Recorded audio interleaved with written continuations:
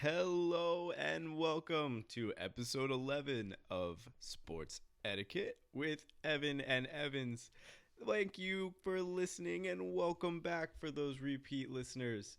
Today we're going to cover some of the topics that we promised in last week's episode, whether it be the NFL trade deadline, update on the NBA, things like that. So first, we're going to go on to a topic that we missed by about 24 hours, the NFL trade deadline. So it's been going on for about a week now. Teams have been making deals. What did we see this time around? Well, last week, right after the podcast, Like literally 30 seconds. yeah, we were getting messages right when we took our phones off of airplane mode. Mohamed Sanu traded to the Patriots for a second-round draft pick. And if everyone knows the Patriots, like they don't like giving up draft picks, especially ones that are as high. High draft picks. Yeah, like they'll have trouble giving you something that's like a 6th, 7th rounder, like for a superstar. And they gave the guy the second round draft pick, and everyone was confused. Found out a couple days later, it's because the man Flash is out.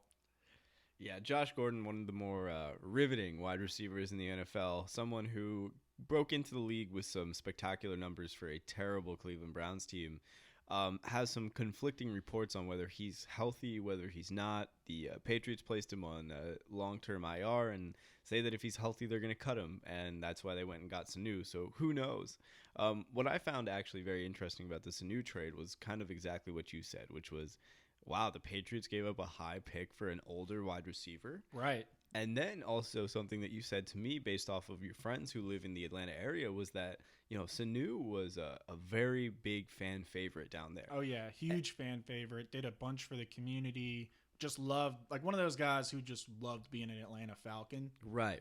And, he was actually becoming like the fourth option on that team, maybe even the fifth. I mean, they got both the running backs, Ito Smith and Devontae Freeman, and then they have Calvin Ridley, Julio Jones, and even Austin Hooper. So he had kind of found himself on the wrong side of things. But I was kind of just shocked in general, like you said, but...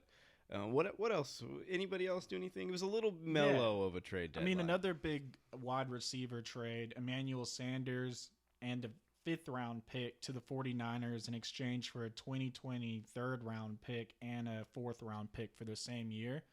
Pretty good trade. I'd say it's a win-win by both teams. Totally.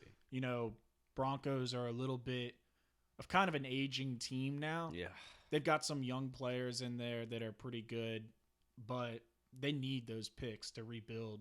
Yeah, they do. And Emmanuel Sanders, he was really hot and cold for them.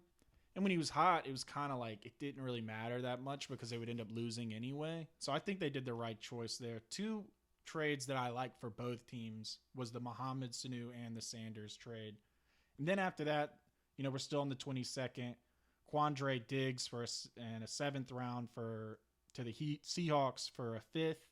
In 2020, kind of like a standard trade. Yeah, the little trade deadline. We feel we have an empty hole we need to fill. Yeah. Yeah, we're sellers. We want to pick up some draft picks, So that's pretty standard stuff. The Patriots traded defensive end Michael Bennett to the Cowboys in exchange for a 7th round pick. Yeah, now, that's some more Patriots kind of thing. Yeah, we're going to trade you this superstar for a 7th rounder. Especially to a team that can kind of compete with them in the sense of winning a championship. I'm not saying that Michael Bennett's the difference. I'm not saying the Cowboys are that great, but they're a decent team. I mean, Michael Bennett was playing all the time because I have Tom Brady on my fantasy team, so I sadly watch the Patriots too much. But I mean, I just didn't really understand that other than they just have a world-class defense and kind of were like, maybe we'll get a younger guy or, in there. Yeah. I mean, I thought he did play a lot for them. I thought he was pretty good just as far as like drawing a guy who can draw double coverage. He was good against or the double run block. too. So, I mean, they'll double block him a lot and he can just like hold up that line and like close up gaps. Thought that was pretty strange, but I thought it was a really great pickup for the Cowboys who started hot. Are in a little bit of a slippage. Big time. But could definitely easily get back on track to be really good in the playoffs. Yeah, no doubt. And going back to the Sanders trade really quick, he scored a touchdown on his first catch with the Niners. I mean, guy's definitely a solid veteran receiver, just like Mohamed Sanu. But, but definitely more of an equal trade, like you said. I mean, the both teams got what they needed. When Sanders is healthy too, he can return punts and stuff. He's a solid NFL receiver. Of course, yeah, definitely, definitely. You can put him in anywhere. Good slot guy. And then you've got really a couple like lesser trades. Like the Dolphins traded Kenyon Drake to the Cardinals for a 6th rounder that could become a 5th. Yeah, I mean, Kenyon Drake, he's an above-average running back, and they have Chase Edwards and David Johnson hurt down there, so that was a desperation move for them. But, I mean, for a guy who he came out of Bama, I think, 2 or 3 years ago, and was somewhat of a high draft pick, not terrible. They didn't have to give up a ton. Yeah, and then the same day, Jets traded defensive lineman Leonard Williams to the Giants in exchange for a 3rd-round draft pick in 2020 and a 5th-round draft pick in 2021. Pretty solid trade by the Jets. I think someone, at least their GM, like knows that they're a team that needs draft picks and needs to rebuild. Like at least he's not one of those Jet fans that's like, we could easily get to the Super Bowl this season. It's gonna be great. Yeah, no. What also was kind of cool about that trade is it was the first ever trade between the 2 New York franchises. Oh, really? Yeah, first ever one. But that's crazy. They've been around forever. And also, it's interesting because like Leonard Williams coming out of the University of Southern California was like, he's gonna get 15 sacks a year. Yeah. Never quite lived up to it, and they're like, you know what? We'll do you right. You don't even have to change your address. Well, I mean, Leonard Williams going to the Giants, man. I mean, that is a lot of great linebackers have come and played for the Giants. So hopefully he can get back on track. I mean, I still think he could be good. Look, he was probably getting a ton of double teams too with the Jets because of how bad their rest of their team is. Yeah, like he's not. I don't think he's going to come out and be like a Pro Bowl or anything. But he could be a guy who definitely could see a resurgence. I mean, the Giants, they look like a team that's definitely going to suck this year. But they could be a surprise team next year. Look, who knows? I mean, Daniel Jones is better than everybody thought, but that's also what we said about Mitch Trubisky after his first season. And Saquon's a stud. I don't care what anybody says. Yeah. That guy's a freak. I mean, and you can ride a great running back for at least 4 years. Yeah. So I think they know they have that window there. They need to get Danny Dimes back to being Danny Dimes instead of being Danny Picks. Yeah, Danny Interception, exactly. Yeah. But I think that's a good trade by them. Yeah. The Browns traded Jannard Avery to the Eagles in exchange for an undisclosed 2021 pick. Not really much to talk about there. But the Rams traded their cornerback Aqib Talib and a 2025 rounder in exchange for to the Dolphins in exchange for a future 7th round pick, which I was kind of like, what the F was that about? Yeah. It didn't really seem like a good trade for the Rams at all. Well, what's so interesting is we, being in Los Angeles, heard this whole offseason Rams are going to have this amazing secondary. They're going to have Peters, Talib, Weddle, Nicole Roby, whatever his name is, who I think's totally overrated. And all of a sudden, now it's Jalen Ramsey and Eric Weddle. I mean, look, they've completely changed it. I mean, Aqib Talib, look, he's a Pro Bowl type of guy. He's on the wrong end of his career, and he's expensive, and he may not play this season. But a 7th round pick, like, I know it becomes the first pick in the 7th round because it's the Dolphins, but still, who cares? Just trade him just like for a 5th round pick. The difference isn't going to be that much. Well, I think you also see, the Jalen Ramsey move. The effect of Jalen Ramsey. I mean, that was like, hey, man, like, thanks for your help, but kind of old. I think he's lost a few steps. A few, not just one. Yeah. Yeah, I think 2 years ago he lost a step. Yep. So, I can see the sense in that. Oh, me too. It's just a little lame. It's just weird to see in the middle of a season like that. I mean, you make a trade and it doesn't make your team better. And you're a team that's coming off being in the Super Bowl last season, and you don't automatically make your team better with that trade. You actually lose a lost a step or not. His mind is still there. He knows the game.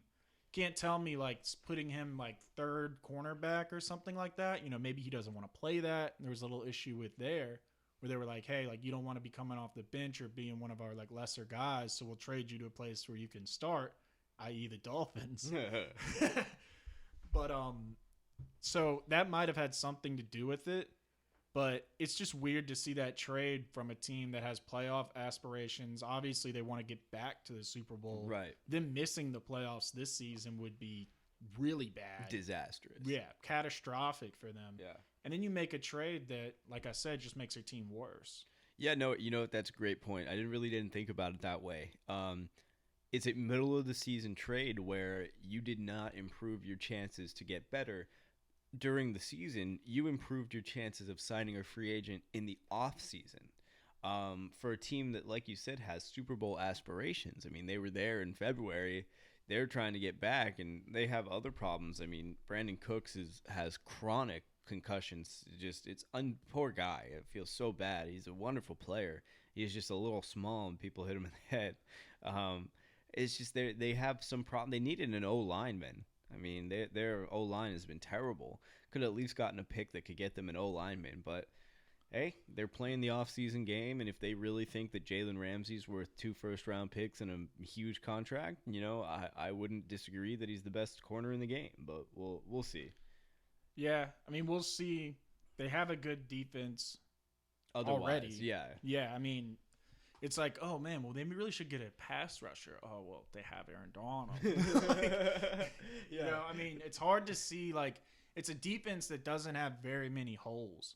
But I think there's some depth issues. Well, and especially in the secondary. Like, right. That's the thing. Right. Is they needed a linebacker or a corner or a safety, and instead they got rid of a corner. Right.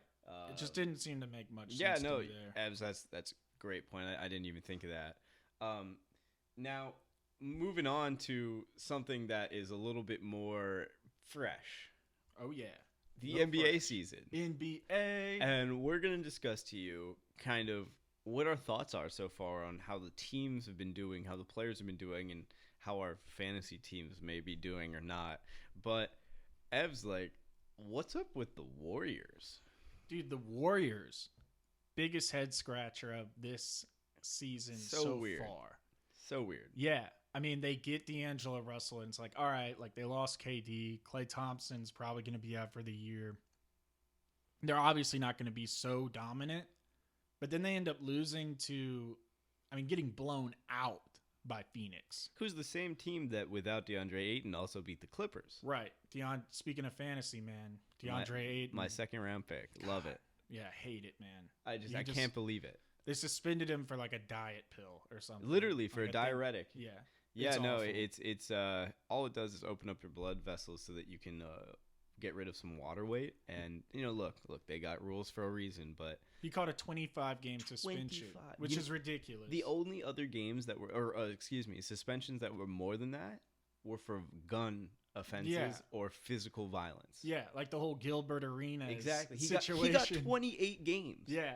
You're telling me that taking a pill to help you lose weight is the same as bringing 2 guns to the locker room? It's so ridiculous. Almost as ridiculous as losing to the Thunder.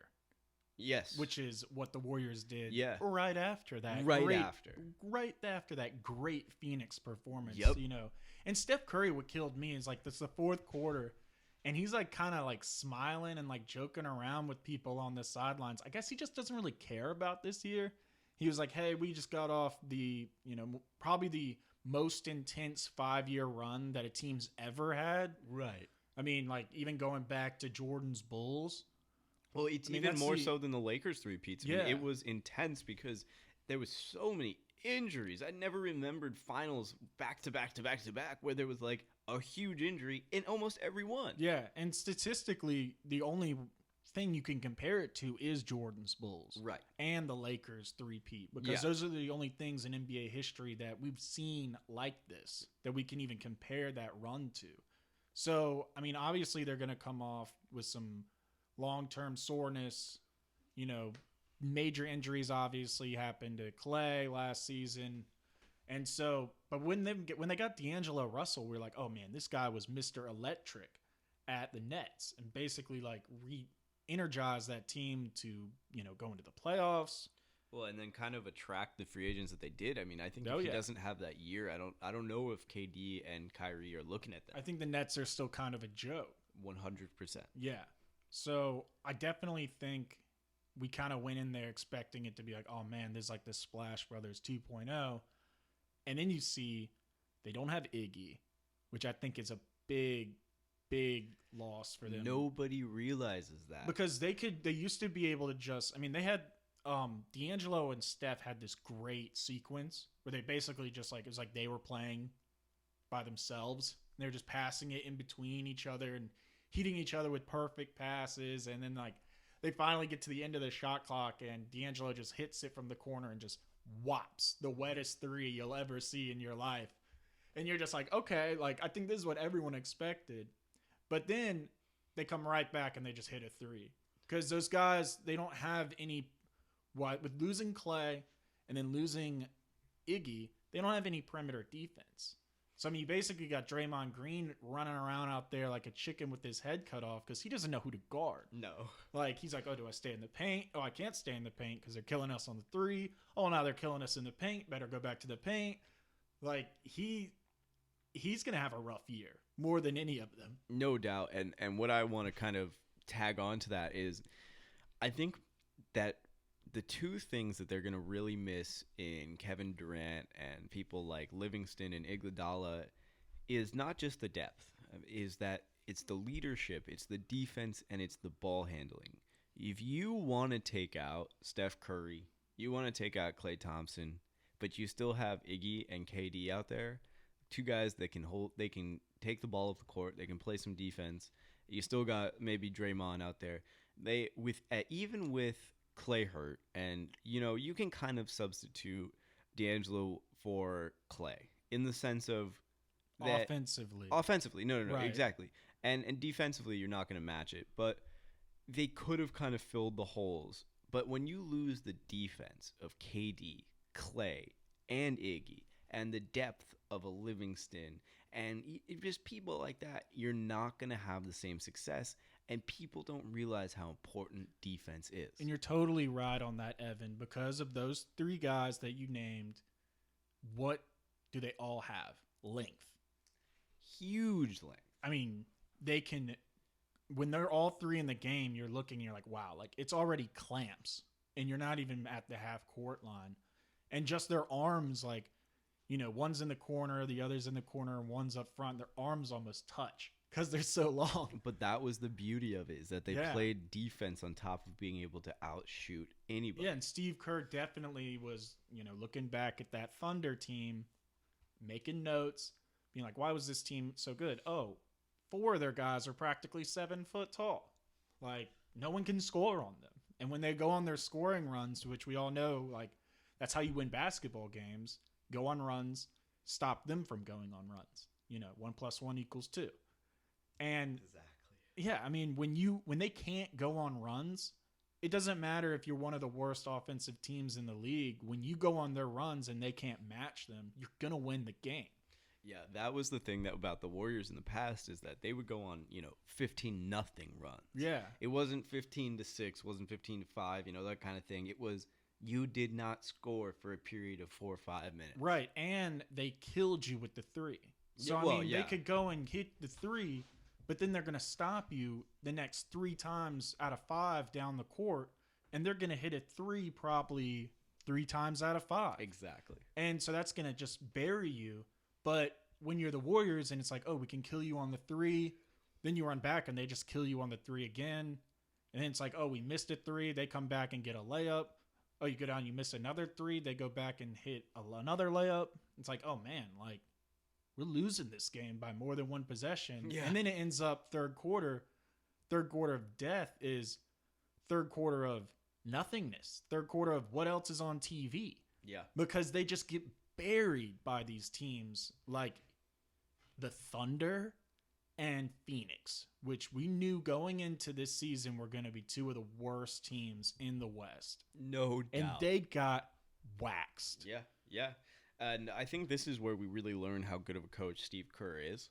Yeah. Because I really believe in him. Granted, I'm an Arizona alum and law as well, so I'm a little biased, but um, I really think this is where we're going to see if he can get the right pieces together to come together to even make the playoffs. I mean, no one's expecting them to win it. Just don't have a complete disaster. Now, speaking of, hopefully neither team having a complete disaster, what's up with the Lakers and the Clippers? I mean, they opened the season playing against each other. That was such a great game, man. It was on Evan's birthday, and I do have to say the right team won. Sorry. Just sorry. Whatever, man. Whatever, man. But anyways, so both teams have kind of had a little bit of a shaky start. I mean, the Clippers looked all world after that Laker game and the second game that they played, and then all of a sudden they lose to the Suns without DA. And it's like, I know you're missing Paul George, but what's going on? The Clippers and the Lakers kind of look like, I mean, they're both 3-1. They almost look like the same team, but in reverse. Team. It's unbelievable. Yeah. Like, I mean, the Lakers have won 3 in a row. I mean, the Clippers just won their last game, but that was after coming off that big loss. Right. So, I mean, like the Clippers obviously had the hottest start in the league, I think. Yes. I mean, they won that huge game against the Lakers, which was a battle, man. That was every possession. Yeah. Oh, unbelievable. And that bench for the Clippers was as advertised. Even better, they I put think. up like 47 points, I think. 60. It was on dot 60 points in the first game off the bench. I mean, that's insane. I saw it late in the third, and it was 47, and I was amazed by that number. And I think the Lakers bench put up like 17. Like something it was something really low. bad. Yeah. Yeah.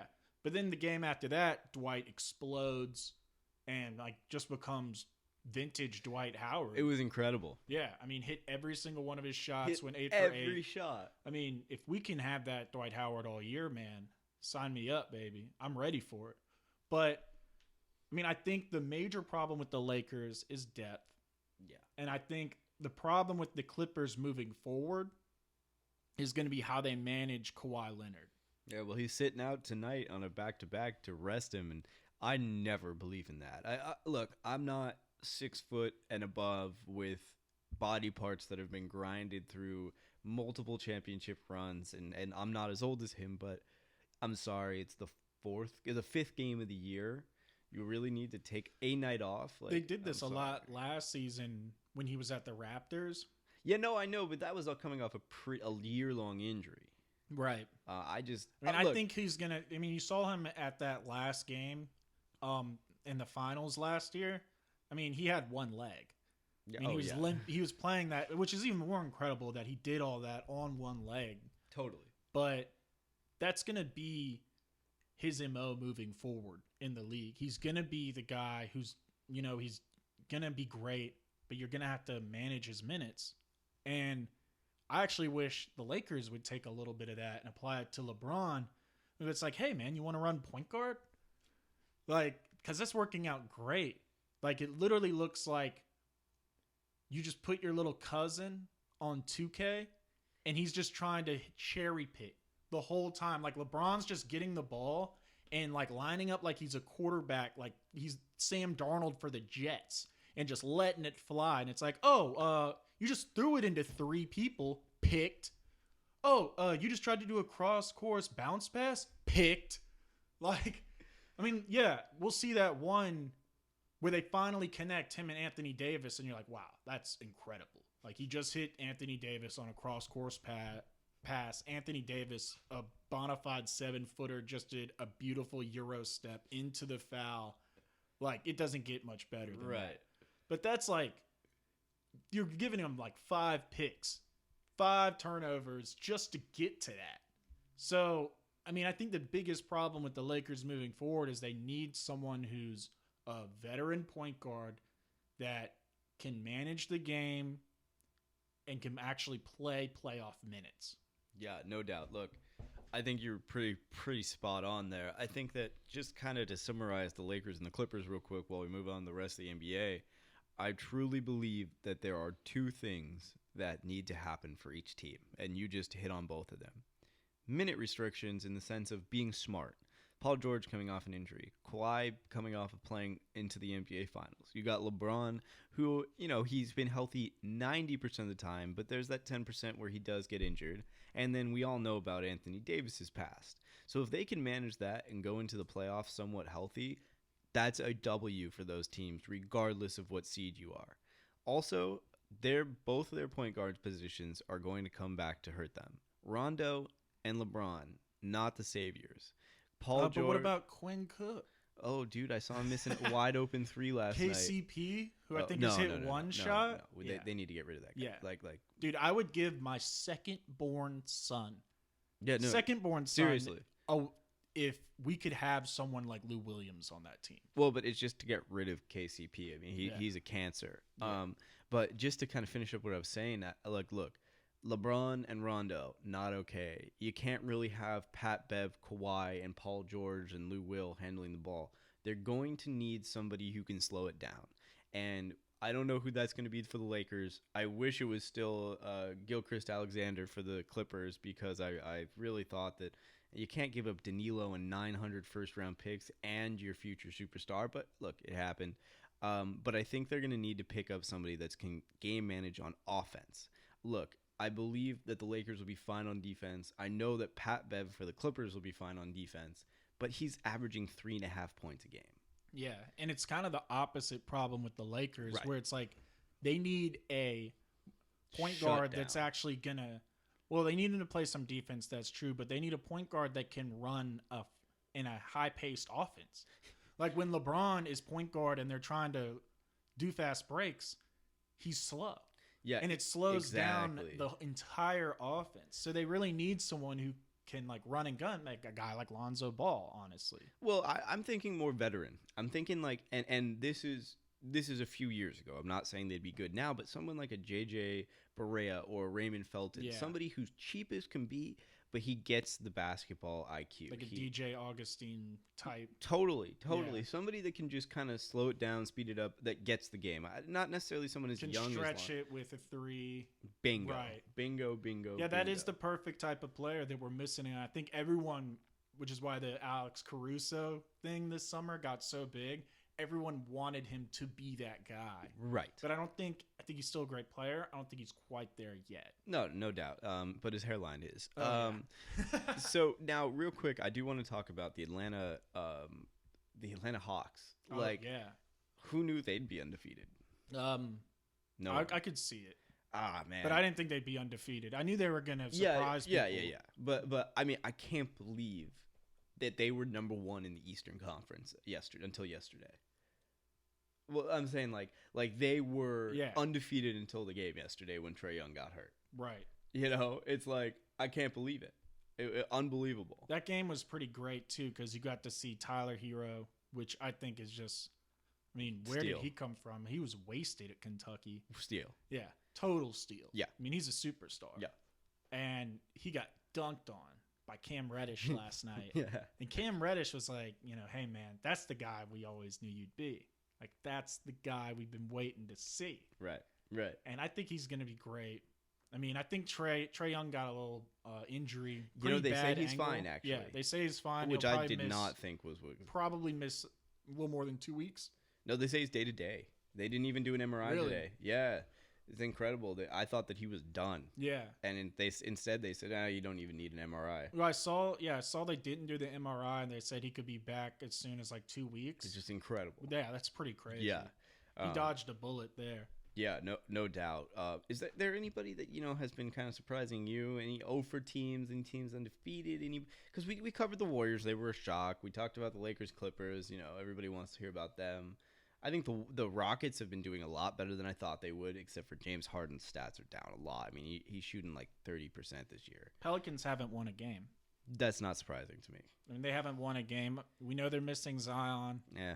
I mean, Jackson Hayes hasn't played at all. Says a lot. Says a lot to me, too. I mean, he was the young kid out of freshman. I think he's still like 19. Yeah, he's definitely younger than. And he grew, if you knew about him in high school, like when he went into high school, he was a point guard. Grew, I think, 11 inches. Yeah, exactly.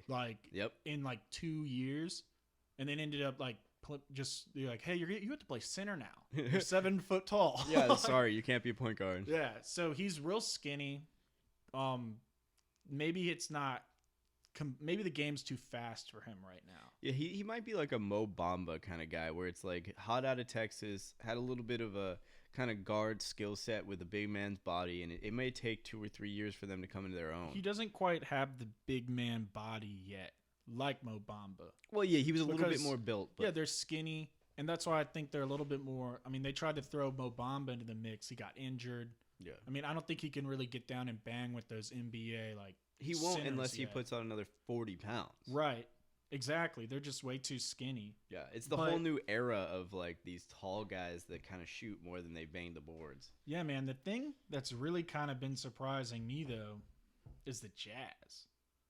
I mean, Mike Conley doesn't look like he's fitting in there. He doesn't even look like an all-star point guard anymore. It kills me, man. Yeah. Like, I don't really know what happened to him either because when they traded him, I mean, obviously it was at the end of the season or in the off season, but last year he was good.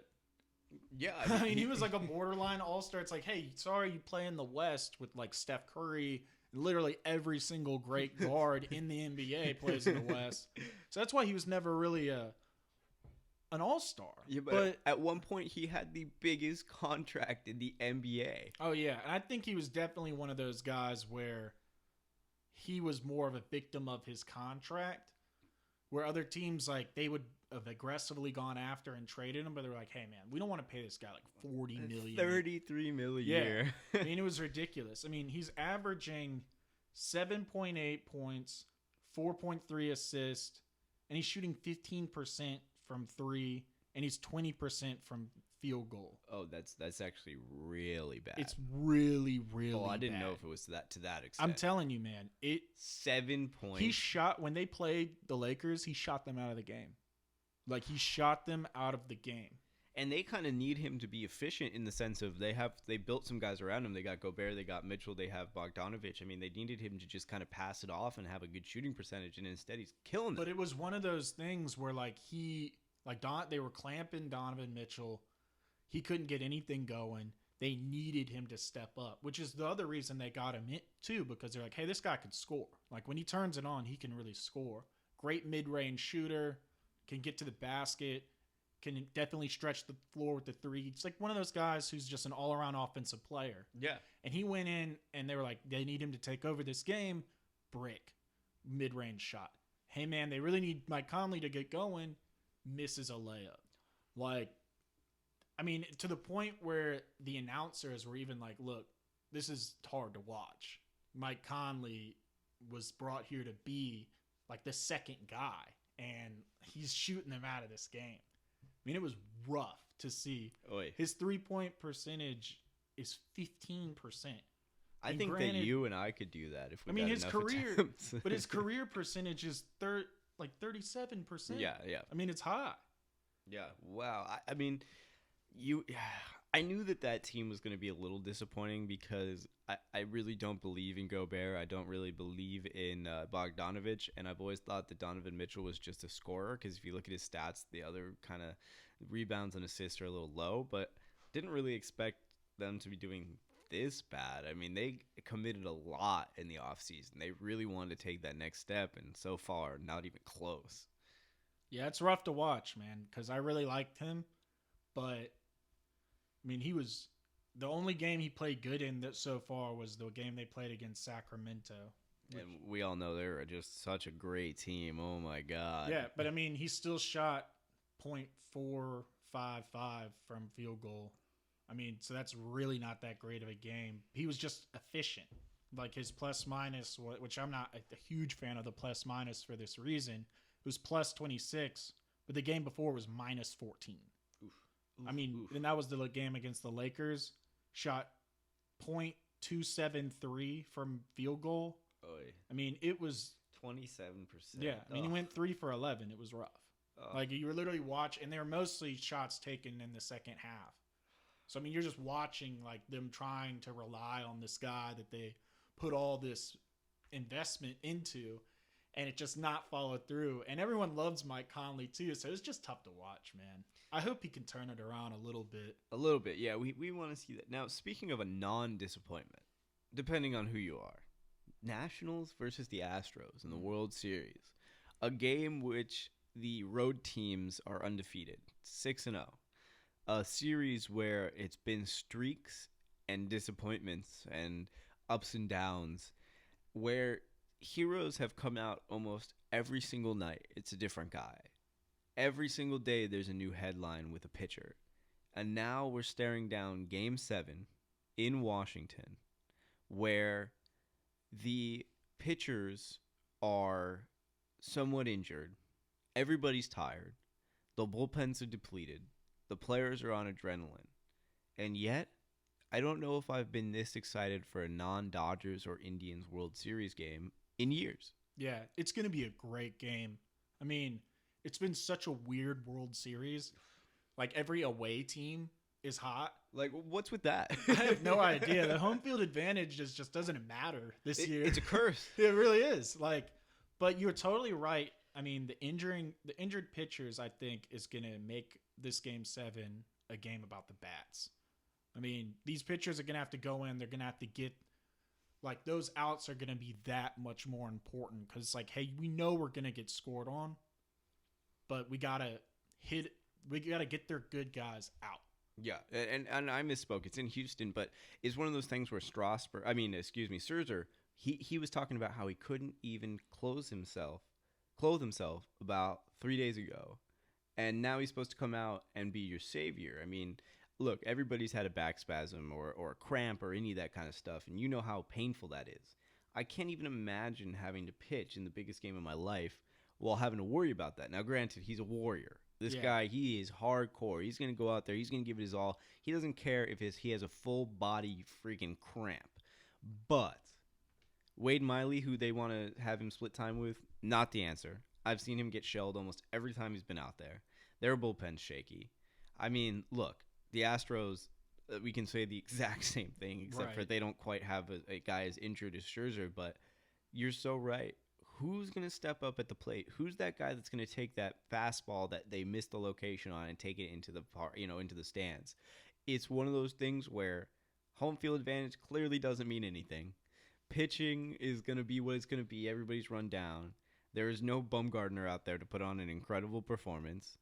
So is it going to be Rendon? Is it going to be, Carlos Correa? Is it going to be Howie Kendrick again? You just never know. And that's what's so fun about this World Series. Yeah, I mean, Scherzer last year had an awesome playoffs, a 2.16 ERA, 34 strikeouts in 25 innings.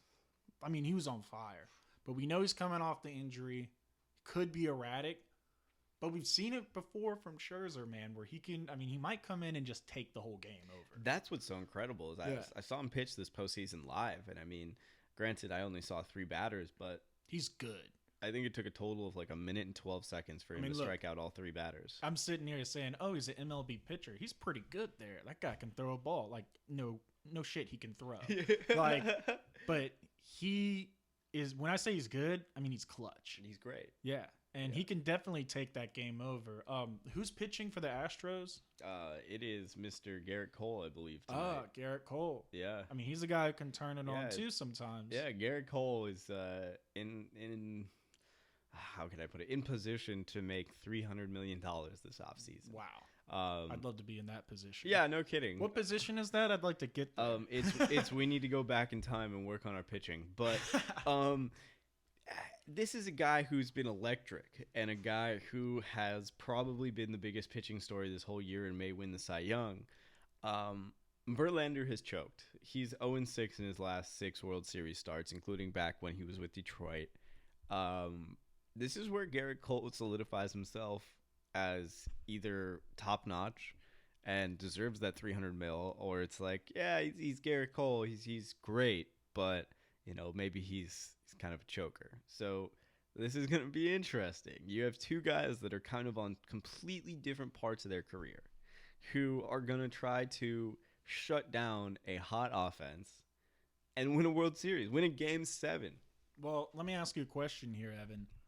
With with everything on the line and seeing all the runs that we've seen in the past couple games, who do you think's coming in with the hottest bat?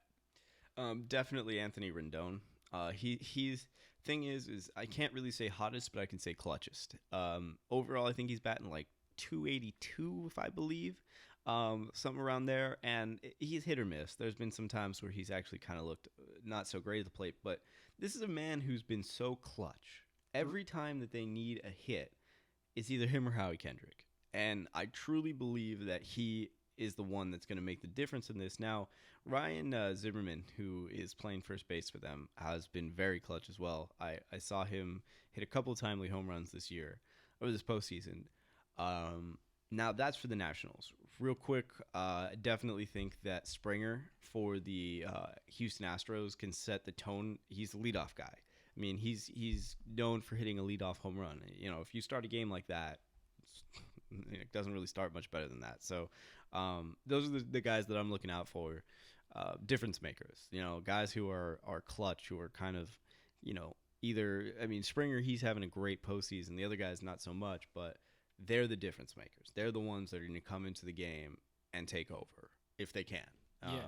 So, look, if it's not a pitcher's duel, you know, the Astros have a little better of a lineup, but the Nationals have been clutch. Super clutch. I mean, Anthony Rendon hitting that 2-run homer.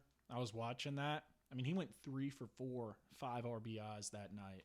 Clutch. Well, and what was spectacular about last night is they had a 32-minute delay, and he was on deck. So, you know, that's rough. Let's put it this way. You know, whether you're sitting on the sidelines of an NFL game, an NBA game, MLB, whatever it is, and you sit there getting cold, you're still getting cold. I mean, they're still reviewing a play. And you know what? The report was that he was walking up and down the sideline in the dugout going, hey, when it's my time, it's my time. Whenever this happens, I'm going up there and I'm going to have my bat. Nothing about the play, nothing but, hey, you know, I'm here. I'm mentally right there. And guess what he did? He had a 2-run bomb that changed the entire face of the series. Yeah. So there's something to be said for that mentality. I mean, there's a killer mentality in baseball because you're going to fail 7 out of 10 times and be the best player in the league. And so with that, you have to have a killer mentality. Yeah, and there's so much going on in the sport, especially when you're, I mean, in Game 6 of the World Series. Yeah. I mean, there's everything going on in your head. Well, and your manager just got ejected. There was just a controversial call. I mean, there's something to be said about an athlete being completely in the moment at that time. I agree with you on that one, Evan. I love that kind of stuff. Yeah. Now, going to something that is super cool in my mind that has happened only 21 times in the history of the world. It's something called the Sports Equinox. And it occurred 2 days ago on the 28th. And it is where there was pretty much every single sport happening. There was the NFL, the NHL, the MLB, the NBA, even NASCAR, the Premier League, the Women's National Championship for soccer. And then you even had rugby, PGA, F1, figure skating, and tennis. Not bad for a day's work. Now, what we really marked was the 26 games in which the NFL, NHL, MLB, and NBA were playing. And those 26 games happened to all occur, like I said, on the 28th, which as a sports fan who happens to have multi-view cable, it's as close as you get to having the lotions and tissues out on the table. I mean, it was fantastic. Oh, you're sick. I am a sick person. Well, we had this happen last year in the city of Los Angeles. Yep. We had the Super Equinox, Yep. where the city hosted 5 major professional U.S. sports. And traffic up the wazoo. Oh, yeah. Yeah. It was a great day for traffic. I mean, so we've seen kind of this once before in recent history. Well, like I said, this specific day, October 28th, has happened 21 times just in history in the sense. But it's never, ever happened in twice in a year. Right. So it is very special. Right. Sunday was a great day for I mean, sports. it's just one of those things where you look up and you're like, this NBA game's boring. Oh, cool, there's 3 NFL games on. And then it's like... And the World Series. Oh, wait, 5 o'clock? Oh, it's the World Series. Oh, World Series in the middle innings. It's kind of getting a little boring. Hey, there's some NHL on at 7:30. Yeah. And what I thought was cool too is that FanDuel had a sports equinox kind of tournament in the sense of where they put out the 26 games. It was a free entry, so you didn't have to pay anything to get in, and you bet on all 26 games on the money line or the runs. Right. So it ended up being that there was a million people that had entered the contest, and it was the people split $500,000 in this pool, and so basically it ended up equaling about 1652 a person, and they gave it out to people who selected at least 20 out of the 26 games correct, which was about 30,000 people. So if you think about it, only 2 players went 26 for 26. That's impressive. I mean, you got people, granted it's double in the NCAA tournament for March Madness and stuff, but to pick all 26 games is pretty impressive. That's really impressive. And the fact that I can't even pick a 3-team parlay. So that's like you and most totally people impressive. Yeah, and it's like I knew one person who got 21 out of 26, and like that's impressive. And they got $16. Look, free $16. I'll take it. They complained, but I was like, I'll take it. I think that was so cool. It was like, look, this is a special day. We're gonna let you enter for free. You're gonna spend money on our site regardless. Let's see how this goes. And 2 people got it right. Man, that's incredible. That's incredible. Kudos to those 2 people. And if I see you out, buy me something. Yeah. Well, they got the same. They got the same $26. The $16 to the guy who only got 20. Oh wait, they did. Yeah, they split it equally. I thought that Lame. that really sucks. Lame. That really sucks. If I'm the guy who hit it, I want the lion's share. Screw that. I'm asking for the full $500K. Yeah, for real. For real. You take 26 teams and then you get it right, and they only give you $26, or $16. Yeah. Be like, keep it. I'd be like, here, dude, just put it in my account. I'm gonna bet more than that right now, anyways. Yeah. But yeah, just something that I really was kind of blown away by. It doesn't happen very often. It was extremely entertaining on what was just a gloomy Sunday here with the fires, putting smoke in the air. Yeah. So I just kind of wanted to talk about it. Look, sometimes I go into more hard hitting subjects, but this was just something that blew me away. Something cool that rarely happens. Yeah, and when you even include the NASCARs and the women's soccer and stuff, I mean there really was stuff going on 24/7. Well, I've got the whole list here. So NFL, NHL, MLB, NBA, NASCAR, Premier League, NWSL Championship. It's the Women's League. Right. Rugby World Cup, PGA, Formula 1, figure skating, NWHL, and tennis. Yep. Like there was something on sports related, a live sports contest. And it doesn't matter what you like. The whole day. There. Yeah. The whole day. Yeah. Exactly. Yeah. And that was what was like so special is it's like if you didn't like the 4 major sports in America, you could watch soccer or you could watch figure skating. I mean, granted I didn't, but I'm sure people did. Now when it comes to rookies and it comes to big personalities and it comes to big performances, usually you're taken within the first 3 picks. And in the NBA draft this year, we know about Zion. But there was a guy named Ja Morant who happened to grow up in a town near you. Oh, yeah. Who you wanted to bring up a little bit about their rookie campaign so far. My guy, Ja Morant. I mean, we all knew when he came out of Murray State and when he was in the NCAA tournament last season, we're like, wow, where'd this kid come from? He's going to be really special. So, coming out of Murray State was the 2nd overall pick. And we really were like, he wasn't on any draft boards coming in to that college basketball season. No one knew who he was. No one knew who he was. And that's because in South Carolina, if you're a really good athlete, you're going to be recruited as a football player.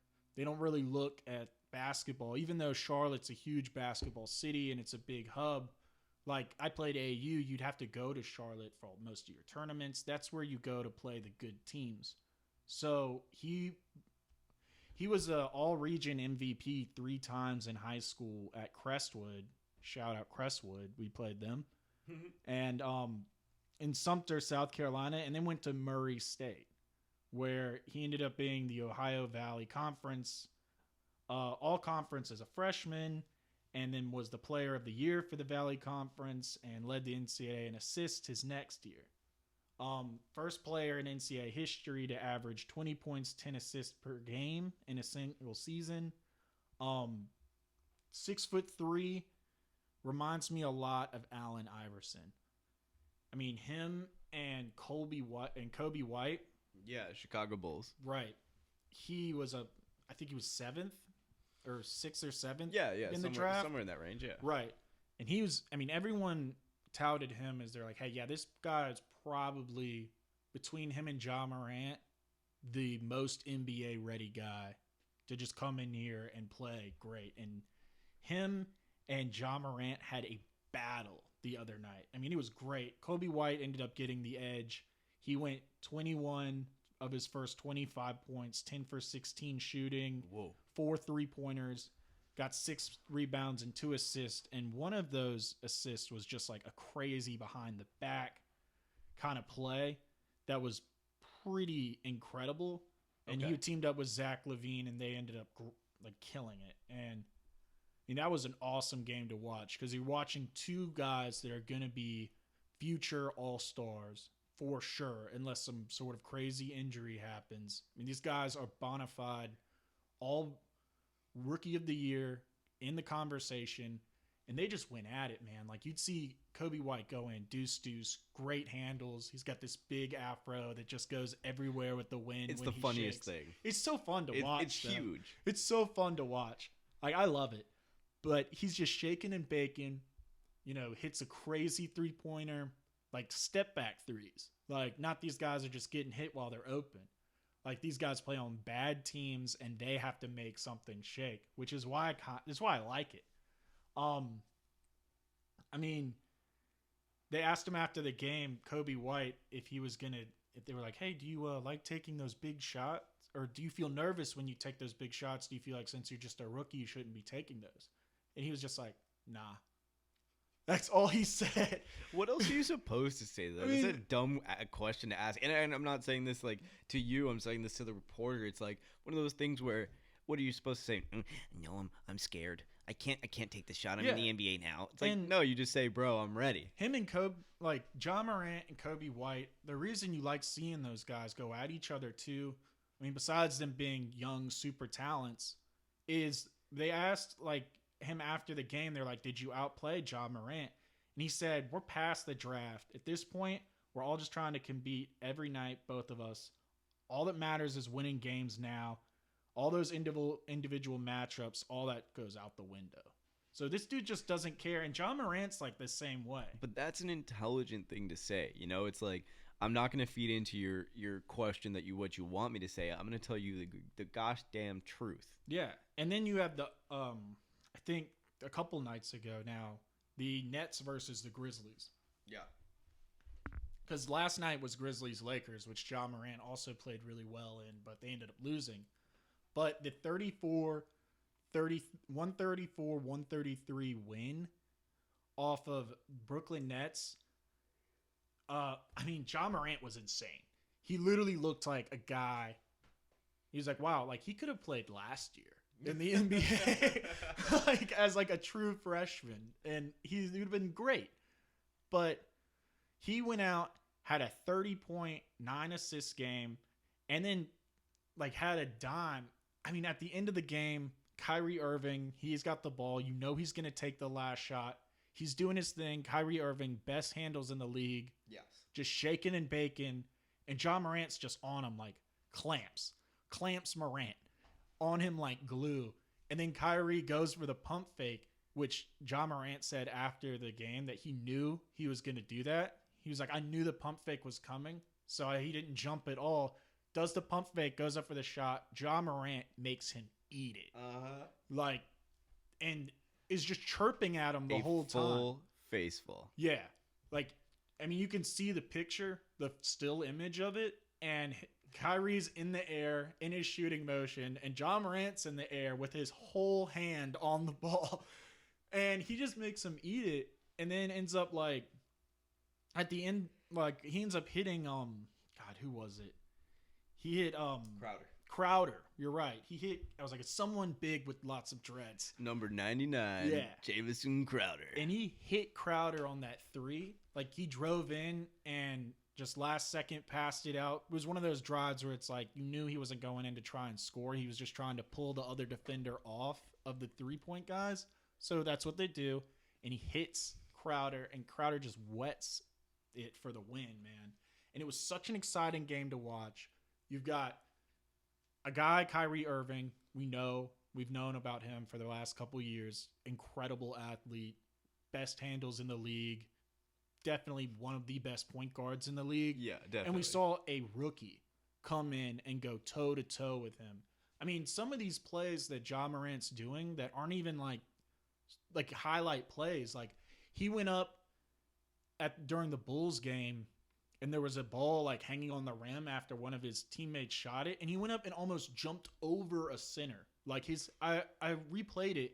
His forehead was at the rim. Wow. And he was just kind of too far away from it, so he pushed the ball in. And it reminded me of that dunk that Allen Iverson had where I forget, it's some 7-footer, but he jumps. Mutombo. Yeah. Yeah. Oh yeah, even bigger, 7'5". Yeah. And he jumps almost over him and puts the ball in over his head for a putback. Exactly. And it reminded me exactly of that, where I was like, dude, this guy is probably a year or two away from doing that. Yeah, no doubt. And the thing that's so impressive about it is, like, you got this guy from the Ohio Valley Conference, like you said, shutting down Kyrie Irving. I mean, I'm sorry, look, D1 basketball, D1's basketball, but this guy's never faced anybody like Kyrie Irving. And the fact that he's having any success, the fact that he's intelligent enough to know what Kyrie's going to be doing next, just goes to show all of the potential there. I mean, not many people have the basketball IQ to know exactly in your first 2 or 3 games what the opponent's going to be doing, who's a world-class player. Yeah, and he's from Crestwood, South Carolina. Just like huge city, right? Oh, just like thousands of millions of people. It's outside of Sumter. Yeah. Which Sumter, the center of the town, is like a Hardee's. Oh, like it's got like it's got a huge Air Force base. It's got like a big company that literally just makes sand. Like they just pull out sand and like ship it to different construction. I swear to you, like I swear they got the funniest name too. It's called Glasscock. Oh yeah. And like I knew their daughter. She went to Sumter, and like she played volleyball, and so she had Glasscock on the back of her jersey. And everyone, wow. So it was rough for her at away games. Poor but girl. She was a nice girl. That's good. Yeah, but it's such a small town. It's literally a drive-through town. If you're in if you grew up in South Carolina, you're like, wow, this is a drive-through town. Wow. Like, watch your speed. They're going to be looking for tickets because that's how they keep this place afloat. Yeah, Like, yeah, exactly. So, I mean, hopefully with the Zion Williamson, Ja Morant, like, explosion, they'll get more looks basketball-wise hope so. in that area. Yeah. Because there's a lot of good ballers in that area, and there always has been. I mean, yeah. Ray Allen, Kevin Garnett, like those guys are from that area. Those guys are not bad. Yeah. Yeah, I would say so. First ballot Hall of Fame NBA players. Yeah. So, shout out Somerville. Shout out Ja Morant. I'm looking forward to watching you as long as you can keep killing it. I mean, I think you're going to have a great career. I think we're really watching a future MVP. Wow. Okay. I mean, that might be too much. Yeah. I'm knocking on wood now because I don't want the guy to get hurt. Yeah. But he looks so good right now. I can't wait to see him facing off against point guards for the next decade. It's going to be so fun to watch. No doubt. And speaking of decades and things like that, I just want to mention that we've had this podcast in the works for almost 2-3 years when we first became acquaintances through a mutual friend. And for us to hit over 10 podcasts means a lot. And the support that you guys have given us is just fantastic. And I want to thank my co-host Evans for doing this with me. And I just want to say that it's been a blast. It's one of our favorite things to do every week. And just thank you. And we hope that this is the first group of 10 that we do and that it continues for a while. And that you guys enjoy the content that we're bringing. Again, please like it, comment, subscribe, all that kind of stuff. And we'll see you in about 6-7 days. Oh, yeah. We'll be back next week talking Lonzo Ball. Yep. I'm getting it all together. There's... Alan Foster released a hilarious video where I'm pretty sure he's in front of a green screen. No doubt he And is. he says he's in Bogota. Yeah, false. False. I'm pretty sure he's in Chino Hills. And also the only reason he'd be there is for the extradition rules of Colombia. Yeah. But that's a whole nother story. We'll get into that next week. Again, thank you so much for listening to now the 11th podcast. And we'll see you all soon.